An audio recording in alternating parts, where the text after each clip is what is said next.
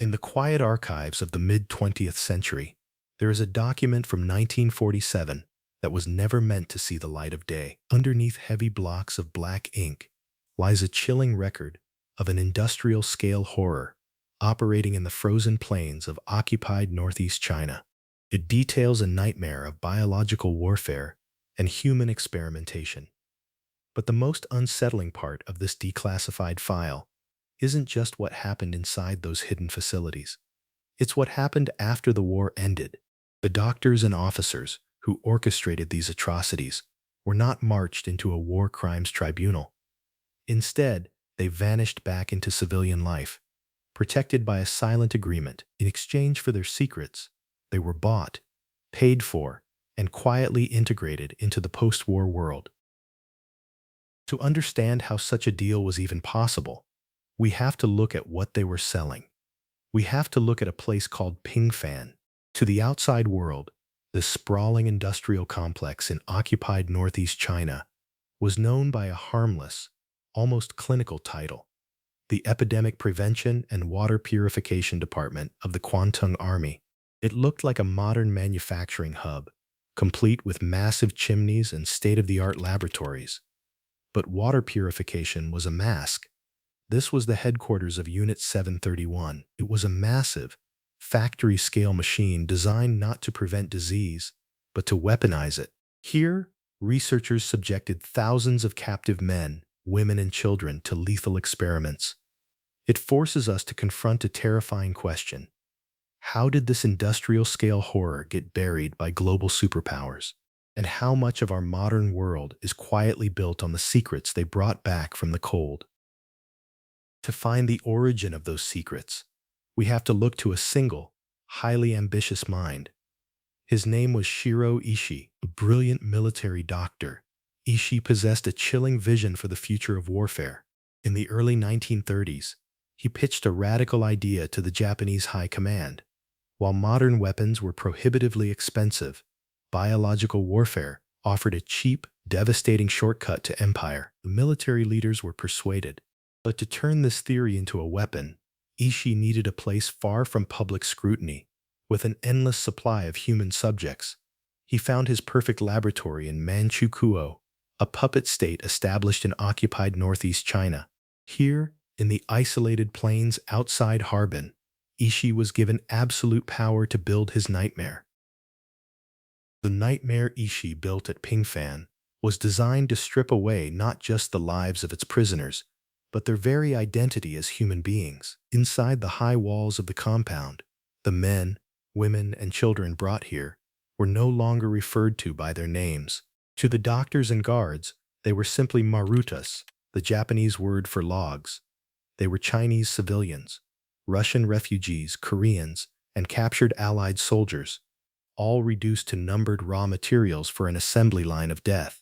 In sterile, white-tiled rooms, researchers systematically injected them with lethal pathogens like plague and anthrax, or subjected them to invasive surgeries. And to ensure the biological data remained pure, these clinical procedures were carried out without a single drop of anesthesia. But this clinical data was never meant to remain locked inside the sterile walls of Pingfan. Ishii's ultimate goal was to scale these horrors up, to turn the laboratory into a battlefield. To do this, his team designed the Uji bomb, a specialized ceramic casing packed with millions of plague-infected fleas, dropped from bombers over Chinese cities like Ningbo and Changde. These casings shattered on impact, releasing a silent, crawling epidemic into civilian populations. Yet, as the war collapsed around them in August 1945, the vast machinery of this slaughter had to be erased.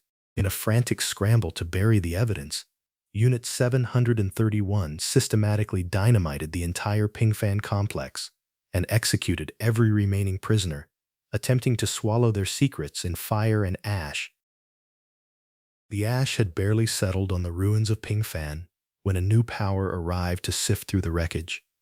American intelligence officers, stepping into the vacuum of occupied Japan, quickly realized what Ishii's team had tried to destroy and what they had managed to salvage. The investigators faced a dark, pivotal choice: Here was a massive trove of scientific data on human subjects, meticulously recorded, that no democratic nation could ever ethically generate. Instead of outrage, there was calculation. General Douglas MacArthur and U.S. authorities made a quiet, devastating compromise. They offered Shiro Ishii and his staff absolute immunity from war crimes prosecution. The price of their freedom? Every scrap of research, every slide, and every autopsy report from the horrors of Pingfan transferred directly into American hands. Those hands carried the files straight to Camp Detrick in Maryland. There, behind closed doors, American military scientists began translating the grim harvest of Pingfan, using the data to jumpstart the nation's own Cold War biological weapons program. The transaction was highly successful for both sides. While their victims lay in unmarked mass graves, the perpetrators of Unit 731 quietly returned to civilian life. They didn't hide. Instead, they rose to the very top of post-war Japan, becoming deans of medical schools, founders of major pharmaceutical companies, and leaders of prestigious research institutes. When the Soviet Union prosecuted some of the remaining officers in 1949, the West simply looked away, dismissing the trials as mere communist propaganda. The truth was buried under a mountain of geopolitical convenience, leaving a legacy built on compromised science and stolen justice. But silence is a fragile vault. Over the decades, the truth began to seep through the cracks, kept alive by relentless historians, activists, and the families of those who never returned from Pingfan. Their struggle for recognition is a painful reminder that the legacy of Unit 731 is not just ancient history. It remains a deeply sensitive, unresolved wound in East Asian relations today. Ultimately, this dark chapter leaves us with a haunting warning.